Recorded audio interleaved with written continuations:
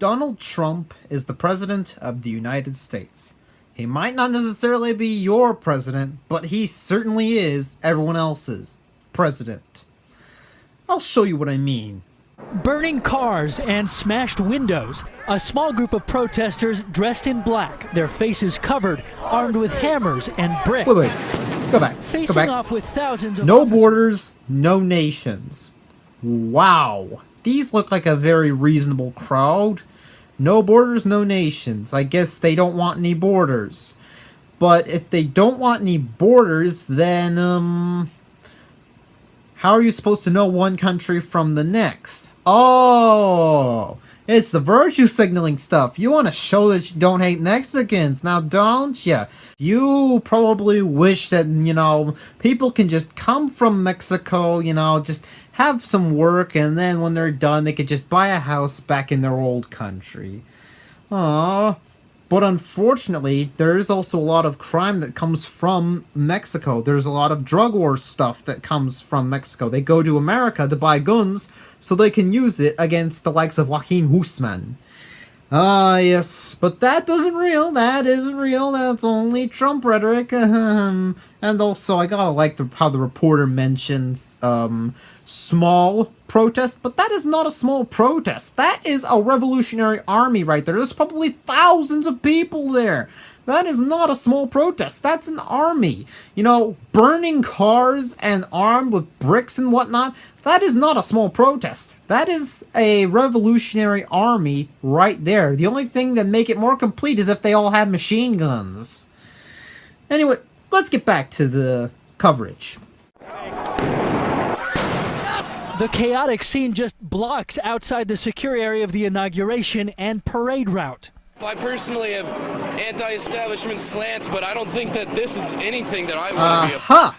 You're only anti-establishment when it's popular to be anti-establishment. You see here, when you're with your SJW buddies, and you chant, it's our duty to fight, and we have nothing to lose but our chains, you want that, because that's anti-establishment, it's edgy, you fit in. But now that there's all this violence and whatnot, and you're going against the current establishment Trump, now you realize that this isn't anything you want to be a part of. Now that the police are on your ass, now this is not something you want to be a part of.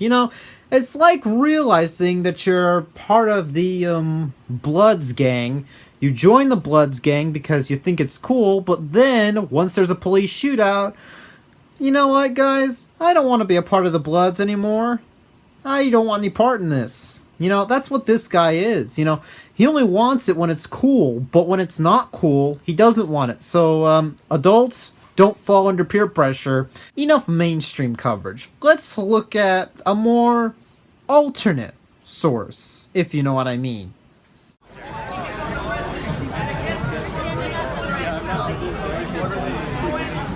You go, sister. You go stand up for the rights of all the people in whatever town it is. I couldn't hear what the town was, but if you're standing up for all the people in a certain area, how vain do you have to be to say that you're standing up for all people of a certain area? Even if it's just of your little even if it's just a little suburb, it's still very proselytizing and pompous. You don't stand for anyone. You only stand for yourself. You're not the leader. Who made you the leader? You're not the leader. So why do you claim that you stand up for a place even though you're only part of a group? All it does is it's sort of more virtue signaling, and this is something that gets old after a while. People in wherever you said don't want you to stand up for them. What then? What if the people don't want you to stand up for them? Do you stand up for yourself?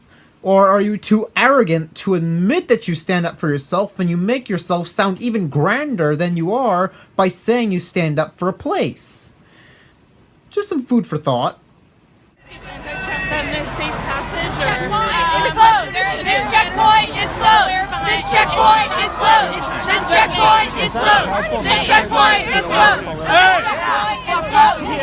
checkpoint is closed. This checkpoint is closed. This checkpoint is closed. This checkpoint is closed. This checkpoint is closed. Just go around, buddy. Don't fight. Just go around. He's recorded, sir. Wow, Holy shit! I mean, just look at this bully tactic. I mean, this reminds me of a cruel game of keep away. Let's keep the conservative away. Let's keep the conservative away from the checkpoint. This checkpoint's closed. This checkpoint's closed. Oh my goodness, look at how immature and childish these are. Anything to get the Trump supporters from seeing their president get inaugurated. Anything to keep them from the horrors. Anything. We do anything to keep them from entering the secure zone. Because only us liberals are allowed to have a safe space. Only we get the safe space. The Republicans don't get the safe space because they're mean. I mean, this is childish, it's indignant, and it's simply plain wrong. Aggression will not stand, man. Yeah, you got some, That's just like man. America's right behind us. Oh, we're not going to. Go ahead.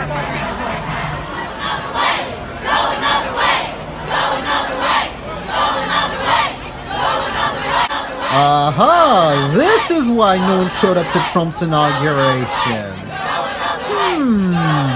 Awfully suspicious, progressive. Awfully suspicious. Indeed.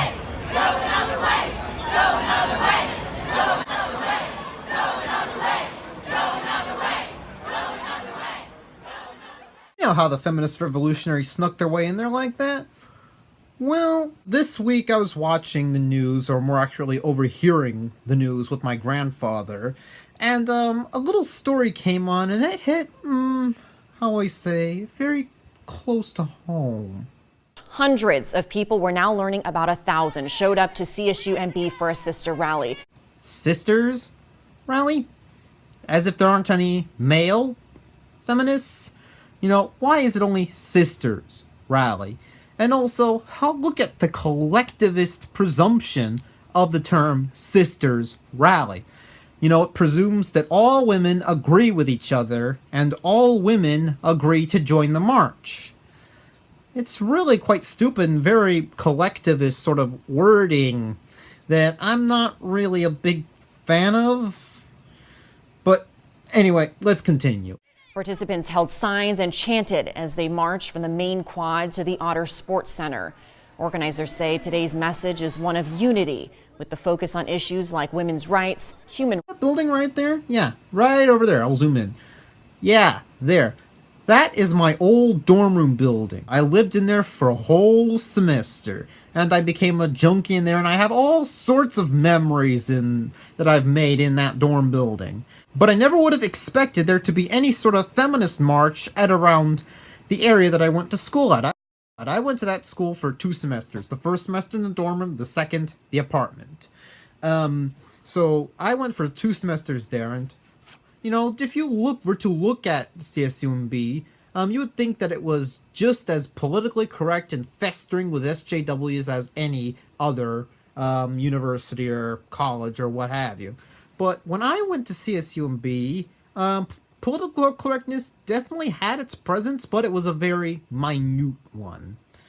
So there was a gender-neutral bathroom, but only one of them, and it was in the coffee shop area at my school's library. And of course, I would occasionally overhear snippets of extremist stuff, you know, like I overheard the Oscar So White thing, and I've also sort of heard an extremist feminist statement from one of my old college professors, but those were rare and few and far between. And we spent more time mocking political correctness than actually partaking in it. In fact, I distinctly remember there being signs up around the student center, and there were signs saying to take courses that you don't feel comfortable with, as being uncomfortable expands your horizons. So that was posted up on the student faculty. And the one feminist professor that I did have, she didn't do trigger warnings. And she didn't treat all the male students badly or tried to educate us about our privilege. Although, to be fair, that was a literature class and not a feminist gender studies class. But she would have still had the opportunity to do that. But she didn't. which to me indicates that CSUMB wasn't a culture of SJWs. CSUMB was a culture of students going about their business. And while I was living in the dorms, I was a big fan of Sargon of Akkad's content. And Sargon of Akkad's an anti-feminist YouTuber renowned for his This Week in Stupid series of videos. And I'd watch those videos pretty much anywhere. You know, I'd watch them in the dining commons. I'd watch them outside the library. I'd watch them inside the classroom buildings when I showed up early. So, and yet, as many places as I played the video in, no one ever beat me up for supporting a straight white cis male. No one ever did that. So SJWism, though it was present in a very subtle way, it wasn't the dominant culture of the campus. Which is why this is so surprising. You know, I never would have expected a women's march of all things. A women's march just outside of my old dorm room. The place that I slept in for a whole semester. I never would have expected this, but enough waffle. I probably did too much waffle, but let's just address the video. Justice.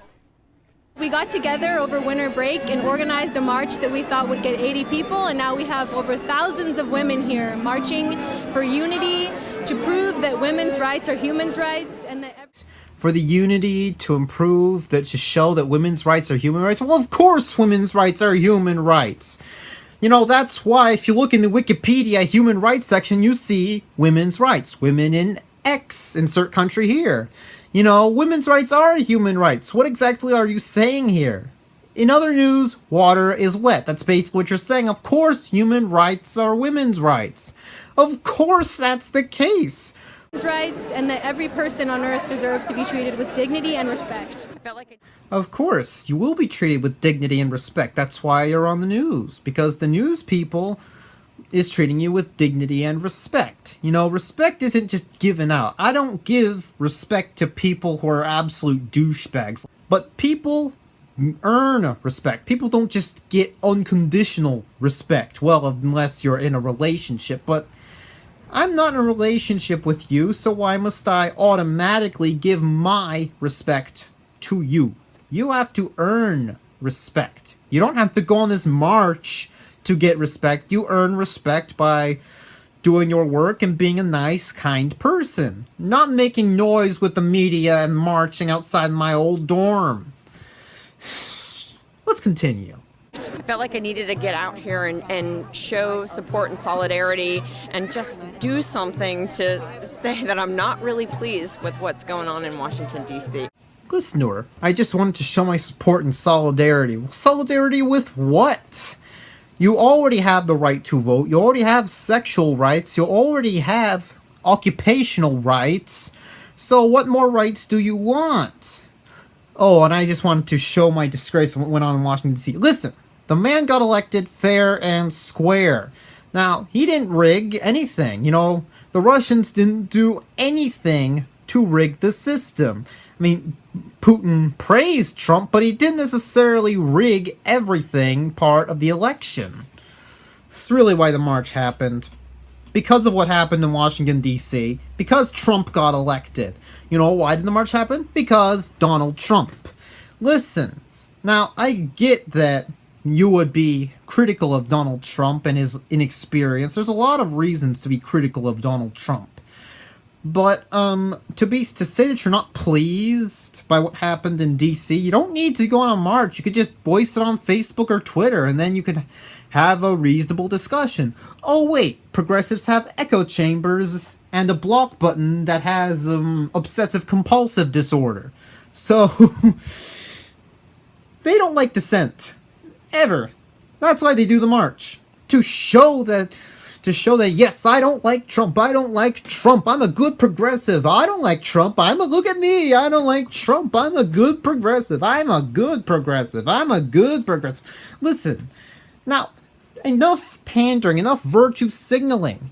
But no, you ultimately have to show that you despise Trump. You need to show that you're one of the good progressives who don't support Donald Trump. And what if I told you there's more to Trump's campaign than pussy grabbing and banning Mexicans? You know, what if I just told you that he has a very nuanced foreign policy and that he only wants to deport illegals, not necessarily Mexican Americans who have citizenship. And also, what if I told you that he also wants to bring jobs home to America, which is an ambitious promise. You know, it might not come true, but hey, it's ambitious. The only thing that Trump really said was conservative politics. And all he grabbed them by the pussy talk never really went into the inaugural speech. He just talked about what he's going to do as president. He doesn't talk about grabbing them by the pussy, you know. There's more to Trump than what you realize. And demonizing him is no way forward. There's a lot of reasons to be critical of Trump, sure, and if you are, that's totally fine. But to go on a march to protest to say that he's not your president, that's just wow. You really need to ham it up for everyone else. Yes, you really need to make the left look bad, don't you?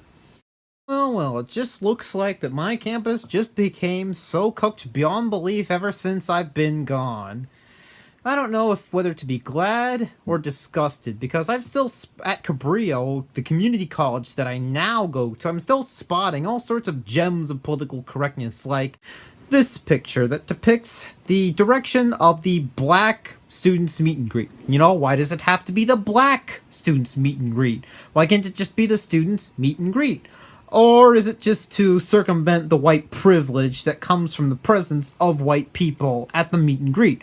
So therefore, only black people are allowed at that meet and greet. Jim Crow much? Also, these faggots.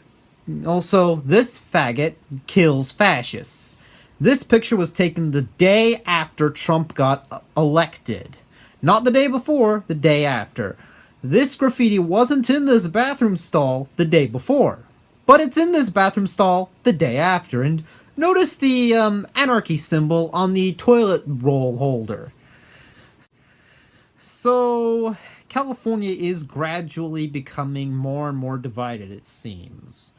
And it's quite a tragedy, too, because it's my home state. It would be heartbreaking for me to see my home state go into shambles. And to my fellow Californian viewers, if you don't get your act together, there will be civil war. Oh, great, another doomsdayer, I hear you saying. But listen, we didn't expect revolution. People don't expect revolt now or civil war now. You know, people back in 2008 in Egypt didn't expect the Arab Spring back in 2008 in Egypt. You know, people in 1914 Russia never expected the communist takeover. But that is our position. We are 1914 Russia. And if we don't get our act together soon, there will be civil war that we'll have to contend with. And besides, I don't want to see my home state go into ruin. I mean, look what happened to Baja. In the 70s, it was a cheap vacation spot. It was a place for you to go on holiday. It was a beautiful tropical getaway without having to go that far. Well, now it's a festering crime hole with drugs and poverty. I mean, do you want California to end up like Baja? We've seen what happened with Baja. And I don't want the progressives to divide California so much that it's no longer a viable state to begin with. I don't want to see my state become a battlefield. So Californians, get your act together. And this is Tonset39, over and out.